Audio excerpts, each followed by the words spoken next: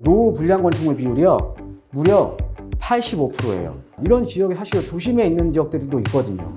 그러니까 우리는 이런 지역에 소액으로 선점을 한다는 거죠. 그 다음에 이제 최근에 정비구역 지정이 되는 지역들을 보면 일정한 패턴들이 있습니다.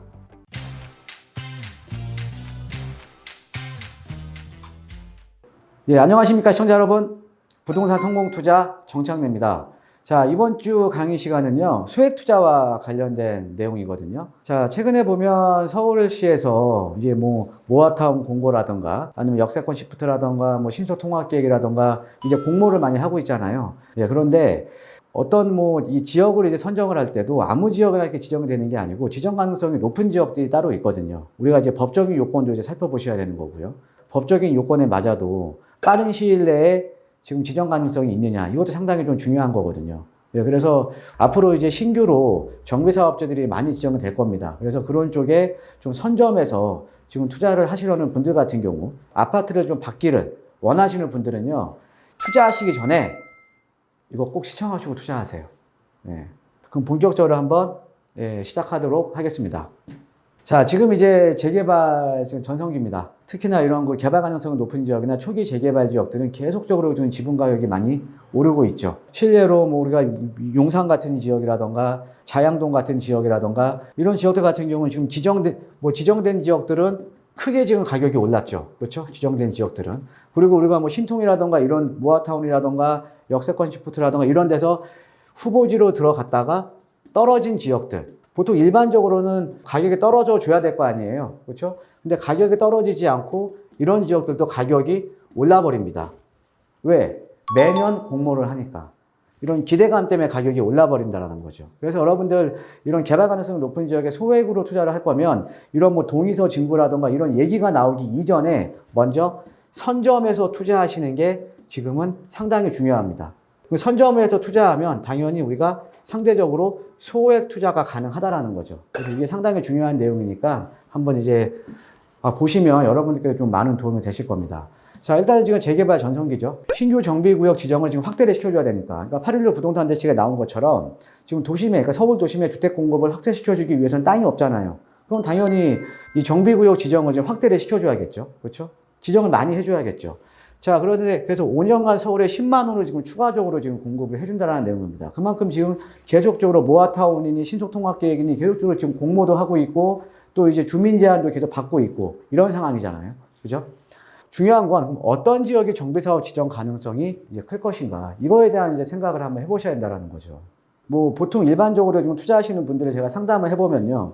어디에 이제 투자를 많이 하시냐면 이제 그 상담자 본인께서 살고 계시는 주변 지역에 많이 투자를 하십니다. 왜? 다른 지역 같은 경우는 내가 잘 모르는 지역이거든요. 모르는 지역이다 보니까 낯설죠. 그리고 마음이 좀 편치가 못하죠. 그러다 보니까 자기가 살고 있는 집 주변 지역에 투자하면 일단 내가 잘 알고 있는 지역이니까 마음이 좀 편하거든요. 자, 그런데 우리가 투자라는 건 내가 어떤 지역에 투자하느냐에 따라서 나중에 시세 차익이 틀려지겠죠. 그렇죠? 우리가 투자라는 게 내 마음이 편하려고 투자하는 건 아니잖아요. 그래서 이거 명심하시고요. 그래서 입지 좋은 지역에서 어떤 지역에 진영 가능성이 클까? 이거를 한번 연구를 해봐야 한다는 거죠.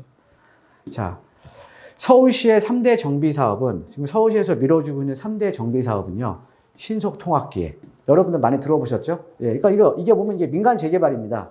예, 민간 재개발인데 구역 지정 절차를 신속하게 해주겠다라는 거죠. 그러니까는 사업 진행 절차를 좀 많이 단축을 시키겠다라는 거죠. 이게 이제 신속통합계획이고요. 물론 이제 재건축도 이제 신속통합계획으로 가는 지역들도 많죠. 그죠? 예. 자, 그 다음에 이제 두 번째가 역세권 시프트. 역세권 개발이라고 하죠. 이 역세권 시프트 같은 경우는 자, 이런 거죠. 서울 도심 지역 같은 경우에는 어때요? 신규로 아파트 공급을 할 토지들이 이제 적죠. 예, 그러다 보니까 좀 고밀도로 개발할 필요성이 있거든요. 땅이 없다 보니까. 자, 그런데 모든 지역을 고밀도로 개발하기는 좀 어렵죠. 그렇죠? 왜냐하면은 고밀도로 개발을 한다라는 거는 그거에 맞춰서 각종 인프라가 들어가야 되거든요. 특히 이제 교통이 가장 중요하죠. 그죠? 그래서 모든 지역을 고밀도로 개발하기는 어렵고요.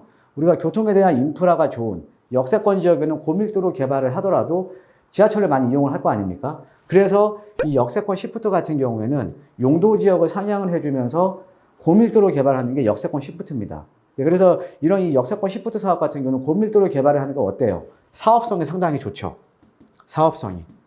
예, 그래서 이게 장점인 게 바로 역세권 시프트입니다. 예. 자, 그 다음에 이제 세 번째로 서울에 이제 저층 주거 지역들이 이제 많이 있는데, 근데 대부분의 이 저층 주거 지역들이 재개발이 불가능합니다. 왜냐하면 법적인 요건들이 있는데, 법적인 요건이 충족을 못하는 데가 서울 시내에서도 저층 주거 지역 중에 80%가 넘어갑니다. 근데 이런 지역들은 그럼 약간 요건을 완화를 해줘서 좀 개발을 해줘야겠죠. 이게 바로 모아타운입니다. 이 모아타운이라는 거는 어떻게 이제 이해를 하시면 되냐면, 제가 지난 강의 시간에도 한번 설명을 드렸는데, 자, 우리가 이 뉴타운들은 여러 개의 재개발 구역들이 묶여서 광역적으로 개발을 하면서 거기에 맞게 각종 인프라, 뭐 학교라든가 커뮤니티라든가 아니면은 뭐 이제 주민 공동시설이라든가 이런 것들이 체계적으로 들어가는 게, 즉, 신도시급으로 개발을 하는 게 뉴타운이에요. 이 모아타운은 뭐냐면, 이런 재개발 구역이긴 한데 소규모 재개발들이 모여 있는 걸 갖다가 광역적으로 개발하는 게 모아타운입니다. 예. 그래서 지금 서울시의 3대 정비 사업은 신속통합기획, 역세권 시프트, 모아타운, 이 세 가지로 보시면 될 것 같아요. 세 가지로. 그럼 우리가 이 주택정비형 재개발 사업 지정 요건, 즉 신속통합기획도 포함입니다. 예, 신속통합기획도 아까 제가 말씀드린 민간 재개발이기 때문에 우리가 어떤 지역이라도 법적인 요건에 맞아야 된다는 거죠. 아무 지역이나 되는 게 아니라 최소한 법적인 요건에 맞아야 되는 거거든요. 자, 그런데 이 법적인 요건이 필수 요건이 있고요. 그 다음에 선택 요건이 있습니다. 자, 필수 요건은 뭐냐? 구역 면적은 10,000제곱미터 이상, 즉 3,000평 이상 돼야 되고요. 노후 불량 건축물 비율, 즉 우리가 노후도라고 하거든요. 노후도. 이 노후도는 66.6% 이상이 돼야 됩니다. 즉 3분의 2 이상. 예. 자, 그 다음에 이제 선택 요건이 있거든요. 선택 요건. 선택 요건은 총 면적 대비, 그 구역 총 면적 대비 노후 불량 건축물의 연면적 비율입니다. 얘는 그냥 그 동수로 따지는 거고, 얘는 연면적 비율이에요. 그 다음에 과소필지 비율이 있습니다. 이 과소필지라는 건 뭐냐면, 못난이 필지들이 네모 반듯하지 않고 못난이 필지들이 있죠. 예, 못난이 필지들이라던가, 뭐 우리가 대지 면적으로는 뭐 90제곱미터 이하, 요런 작은 필지들은 과소필지라고 해요. 즉, 나중에 이 땅을 이용하더라도 효용 가치가 없다. 이걸 과소필지 비율이라고 합니다. 그 다음에 세 번째, 접도율이라는 개념이 있어요. 이 접도율은 뭐냐면 4m 이상 되는 도로에 접해 있는 비율을 접도율이라고 합니다. 왜 4m 이상이냐? 아니, 불이 나면 소방차도 지나가야 될 거 아니에요. 그렇죠? 그래서 4m 이상 이 도로에 접해 있는 비율, 접해 있는 비율을 접도율이라고 합니다. 자, 그 다음에 호수밀도라는 또 개념이 있죠. 호수밀도라는 개념은 이 한정된 섹터 내에 얼마나 많은 집들이 밀집이 되어 있느냐. 이거를 호수밀도라고 하는 거죠. 그래서 요 네 가지 요건이 있거든요.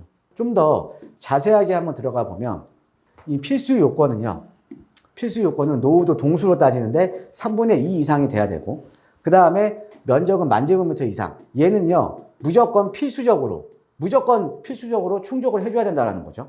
자, 그 다음에 이 네 가지 요건이 있습니다. 아까 노후도 연면적 기준이 있고, 가소필지 기준이 있고, 주택 접도율 기준이 있고, 호수밀도 기준이 있거든요. 연면적 기준은 3분의 2 이상, 가소필지 비율은 40% 이상, 그 다음에 주택 접도율도 40% 이하, 그 다음에 호수밀도는 1헥타르당, 즉, 10,000제곱미터에 60% 이상. 60% 이상이면 이 호수밀도에 충족을 하는 거예요. 요 네 가지 선택 요건이 있습니다.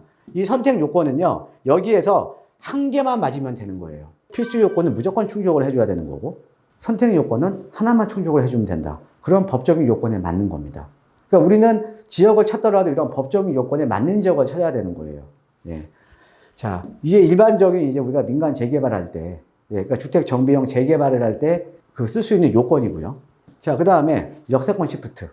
역세권 시프트 같은 경우는 조금 다릅니다. 자, 필수 요건이 있거든요. 필수 요건이 뭐냐면, 아까 노후 불량 건축물 비율, 노후도는 60%예요. 어때요? 아까 재개발에 비해서, 민간 재개발에 비해서 조금 노후도 요건이 완화가 됐죠? 아까는 66%였잖아요. 자, 그 다음에 여기 또 하나가 있어요. 30년 이상 건축물 비율이 30% 이상. 근데 대부분 이 노후 불량 건축물 비율이 맞으면 이것도 맞겠죠? 그렇죠? 예. 자, 그 다음에 선택 요건이 있습니다. 선택 요건. 이 둘 중에 한 가지가 맞아줘야 돼요. 지금 뭐냐? 하나는 이 과소필지 비율이에요. 아까 민간 재개발은 가소필지 비율이 90제곱미터 이하였는데 얘는 좀 완화가 됐습니다. 150제곱미터 이하가 40% 이상이어야 돼요. 조금 완화가 됐죠, 가소필지 비율이. 자, 그 다음에 그러니까 아무래도 저밀이, 그러니까 2층 이하의 저밀도로 이용하고 있는 지역들이 건축물 비율이 50% 이상이어야 됩니다. 그러니까 얘 둘 중에 하나 맞으면 돼요. 이 저밀 이용 2층 이하 건축물 비율은 뭐냐면 지금 고밀도로 개발되어 있는 지역을 갖다가 또 고밀도로 또 역세권 개발하기는 사실 말이 안 되는 거잖아요. 그러니까 그런 지역, 그러니까 저밀도로 이용하고 있는 역세권 지역에 2층 이하 건축물이 50% 이상. 그래서 이런 조건이 들어간 겁니다. 그래서 얘는 오화, 얘는 선택 요건이에요. 둘 중에 하나 맞으면 되고 얘는 필수 요건입니다. 자, 그럼 우리가 민간 재개발하고 비교를 해보면 얘 같은 경우에는 접도율이나 호수밀도 요건이 삭제가 됐죠. 자, 우리가 이런 것만 보더라도 그러니까 노후도 요건이 완화가 됐고요. 그 다음에 접도율, 그다음 호수밀도 요건이 없다라는 건 뭐예요? 그만큼 그러니까 지자체에서는 역세권 시프트를 활성화하려는 목적이 좀 강하겠죠. 예, 아무래도 일반 민간 재개발에 비해서 많이 완화를 해줬잖아요. 예, 그만큼 서울에 주택 공급을 할 데가 없는 겁니다. 예, 그렇게 좀 이해를 하시면 될 것 같고. 그래서 아까 역세권 시프트 같은 경우는 좋은 게 사업성이 어마어마하게 좋죠. 예, 그래서 최근에 그래서 역세권 시프트 쪽으로 하시려는 분들 많습니다. 근데 이런 요건에 다 맞아야 된다라는 거죠. 요건에. 아무 때나 다 역세권 시프트 개발되는 거 아니에요. 자, 그 다음에 이제 모아타운 지정 요건은요. 모아타운은, 자, 아까 보시면 이 모아주택이 모여서, 그러니까 소규모 재개발 지역들이 모여서 모아타운이 만들어지는 거거든요. 그래서 모아타운은 크게 지정을 해주고 이 안에 각 사업별로 모아타운이 있는 겁니다. 근데 이 모아타운도 여러 가지가 있거든요. 여러 가지가 있는데 이 전체적인 노후도는 노후 건축물 비율이죠. 얘는 50% 이상. 어때요? 얘는 또 역세권 시프트보다 더 낮아졌죠. 그 다음에 각 사업별로 모아주택 노후도는 약간 다릅니다. 어떻게 다르냐? 자율주택형 모아주택에서는 가장 개발되는 면적이 작은 거거든요. 1,500제곱미터 이상, 즉 한 450평 이상 정도 되는 거예요. 그러니까 작죠, 단위가. 그렇죠? 얘는 노후도는 57% 이상. 그 다음에 가로주택형 모아주택. 보통 요게 이제 우리가 투자 가치로 많이 보는 거거든요. 얘가. 가로주택형 모아주택은 2만 제곱미터까지.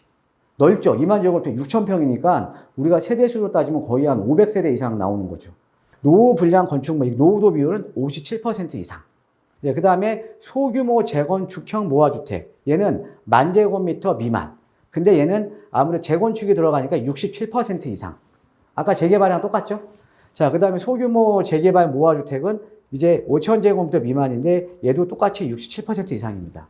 자, 그럼 이 모아타운도 보면 어때요? 모아타운도 접도율, 가소필지, 호수밀도 이거 요건 없잖아요. 아까 역세권 시프트만 하더라도 가소필지 비율이 있었잖아요. 그죠? 근데 얘는 역세권 시프트보다도 더 많이 완화가 된 거죠. 그죠? 노후도 요건만 충족을 하면 되는데 노후도 요건은 그 사업에 따라서 노후도 요건이 약간 상이하다. 그런데 그 중에서도 가로주택형 모아주택이 57% 낮잖아요. 그러니까 보통 이걸로 많이 가는 겁니다. 가로주택형 모아주택이요. 자, 이렇게 이해를 하시면 될 것 같고요. 자, 그러면은 여러분들 우리가 이런 그 개발 가능성이 높은 지역, 개발 함량이 높은 지역에 투자를 할 때 어떤 지역에 투자를 해야 되냐면요. 첫 번째로 우리가 동의서를 지금 진구하고 있거나 어디 후보지로 들어가 있다가 탈락한 지역이나 이런 지역들은 기대감 때문에 가격이 올라버립니다. 단기간에. 자, 예를 들어서 우리가 이제 광진구의 자양사동이라는 지역 우리 시청자분들 많이 아실 거예요. 자, 작년에 신속통합기회 후보지로 들어갔다가 탈락을 했습니다. 그 전만 하더라도 뭐 투자 금액 한 2억 중반대 정도 가능했는데 보통 탈락을 했으면 가격이 내려갈 거 아니에요. 근데 그 지역에 지금 투자 금액이 대려 올라 버렸습니다. 얼마만큼 올랐어요? 아주 많이 올랐어요. 지금 투자 금액 7, 8억 선입니다. 왜? 내년에도 있으니까. 그죠? 그러니까 뭐냐면 동의서 진구하고 있는 지역이나 후보지에 들어갔다 떨어졌던 지역은 어찌됐든 개발 기대감이 있기 때문에 가격이 안 떨어지고 대려 오르는 경우가 많아요. 그래서 이런 지역들은 개발 기대감 때문에 가격이 상승을 했기 때문에 소액 투자 불가능합니다. 그 다음에 이제 최근에 정비구역 지정이 되는 지역들을 보면 일정한 패턴들이 있습니다. 자, 신속 역세권 모아도요. 일단은 아까 우리가 정비구역 지정 요건 중에 공통적으로 다 들어가 있는 게 뭐예요? 노후도죠. 근데 각 사업에 따라서 노후도가 약간 틀려지는 것 뿐이죠. 자, 당연히 노후도가 맞아야죠. 두 번째가 보통 기존의 해제 지역들. 예전에 재개발이나 뉴타운 이런 해제 지역들. 그리고 예전에 또 하나는 역세권 시프트나 이런 얘기가 나왔던 지역들, 즉 개발 기대감이 있던 지역들, 과거에 얘기가 나왔던 지역들이 최근에 다 신속이라든가 역세권이라든가 모아라든가 다 지정이 되고 있는 거죠. 자, 그래서 우리가 가장 중요하게 지금 여러분들 생각하셔야 될 게 정비사업 지정 요건 중에 가장 중요한 건 노후도예요. 노후도가 맞으면 사실은 접도료나 호수밀도, 가소필지 이런 것들은 대부분이 맞아요. 대부분이. 보통 그래서 우리가 노후도가 이제 상당히 중요한 거거든요. 노후도. 그래서 여러분들 투자하실 때 항상 노후도를 보셔야 돼요. 근데 노후도를 분석할 때 내가 실질적으로 현장에 가서 보는 거랑 우리가 어떤 데이터를 놓고 보는 거랑 틀리거든요. 이쪽은 신축이 많은데 갑자기 신축통합계 후보지로 선정된 거예요. 근데 여기 가보니까 신축 많던데요? 근데 데이터를 놓고 하나하나 대입을 해보면 그런 지역이 또 노후도가 맞는 지역이 또 있는 거예요. 예, 그러니까는 항상 데이터를 보고 판단을 하셔야 되는 거거든요. 여러분들 제가 한번 예시를 하나 들어드릴게요. 예시를. 이런 지역들도 남아 있습니다. 제가 이제 지역은 어딘지 제가 말씀 안 드리죠. 자, 딱 보더라도 엉망이죠, 지적이. 자, 이런 데 보시면 어때요? 자, 구역 면적은 이렇게 맞고요. 그 다음에 노후 불량 건축물 비율이요. 무려 85%예요. 70% 전후만 하더라도 노후도가 높다고 하거든요. 그럼 연면적 비율 맞죠? 그 다음에 가소필지 비율은 조금 안 되고, 그러니까 접도율 맞죠? 그렇죠? 그냥 호수밀도 비율은 차고 넘치죠. 그러니까 이런 지역들, 이렇게 여러분들 정확한 데이터를 보고 판단을 하셔야 된다는 거죠. 이런 지역들이요, 제가 지금 말씀을 못 드리지만, 이런 지역이 사실 도심에 있는 지역들도 있거든요. 그러니까 충분히 여러분들 찾아보면 지금 시작을 안 한 지역들이 많이 있습니다. 그러니까 우리는 이런 지역에 소액으로 선점을 한다라는 거죠. 예. 자, 이런 노후도 요건이 맞으니까 무조건 시간이 문제지, 시간이 언제 되느냐가 문제가 될 거 아닙니까? 그렇죠? 그러니까 여러분들 우리는 이런 지역을 찾아서 들어가야 한다는 거죠. 예. 그래서 여러분들 가장 중요한 게 요즘 이제 보면은 이제 아파트 사기는 좀 힘들어요. 너무 올라서 이런 분들 뭐 소액으로 이렇게 좀 아파트 될 만한 지역에 이게 좀 투자를 하시려는 분들, 그 다음에 이제 뭐 자녀분들 투자시키려는 분들, 왜? 자녀분들 입장에서는 아파트가 높다 보니까는 부모 세대하고는 틀리게 서울에 이제 소액으로는 못 들어가잖아요. 그러면은 자녀분들은 나이가 어리니까 소액으로 했다가 나중에 시간을 투자를 해서 아파트를 받을 수 있는 이런 또 투자를 또 하시려는 분들이 많이 있거든요. 근데 그런 분들은요, 아무 지역이나 들어가지 마십시오. 우리가 이런 법적인 요건이나 입지라든가 보고 들어가야 되는 거죠. 그래서 여러분들 가장 중요한 게 노후도가 상당히 중요하다. 노후도. 이거 꼭 명심하시고요. 여러분들 뭐 소액 투자와 관련해서 뭐 상담을 원하시는 분들, 이런 지역이 어디예요? 여기 한번 알고 싶어요. 이러신 분들은요, 예, 저희 1대1 대면 상담 저희가 진행해드리고 있습니다. 그러니까 1대1 대면 상담 진행해드리고 있으니까요. 이런 그 소액 투자와 관련해서 조언이 필요하신 분들 같은 경우에는 예, 기회 놓치지 마시고 저랑 1대1 대면 상담을 신청하시면 될 것 같습니다. 예, 오늘은 여기까지 하겠습니다. 예, 감사합니다.